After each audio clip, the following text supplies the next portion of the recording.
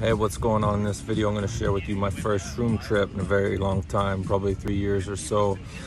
I've microdosed since then, but doing any amount to where I get visuals, it's been years, simply because I haven't had a desire to connect to my angels. And usually when I do mushrooms, that's what happens. And sitting here on 3rd Beach, some dude just came walking by selling 1 gram chocolates, and so I just downed the hatch, and I'm gonna fill you guys in what happens later. Should be interesting.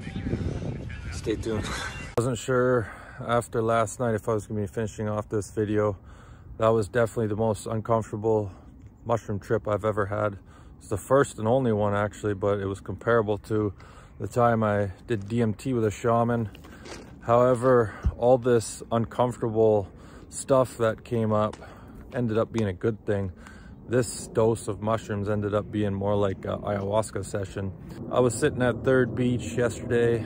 You know, I purchased a hotel room for the night. Had my e-bike, you know, I wasn't going anywhere.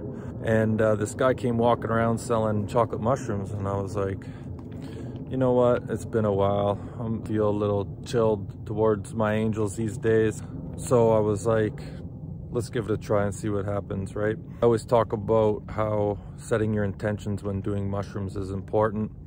And on this journey, I didn't necessarily set the intentions to connect with my angels. Usually when I have visuals, I get some kind of visitation. And this time I wanted to do was open up my heart. Also made an intention to release some sadness, right?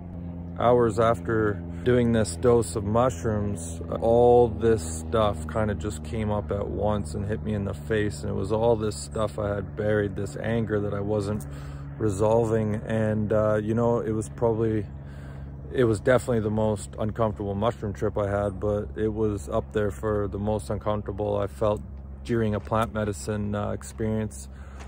However, all this stuff that came up was a good thing, even though I may have ended up in the parking lot of my hotel looking up to the sky saying, take me now, I'm done. But, you know, I got back to my hotel room and it was 10 o'clock at night, and rather than go out and enjoy myself, you know, I was 30 feet away from the beach. I sat on my bed for 2 hours staring into space and processing all this stuff that was coming up. You know, it ended up being a good thing because it just helped me screw my head on a little bit more. You know, not much else to talk about, just felt like an Aya ceremony. Just wanted to share with you guys. That's all I got. Thanks for watching.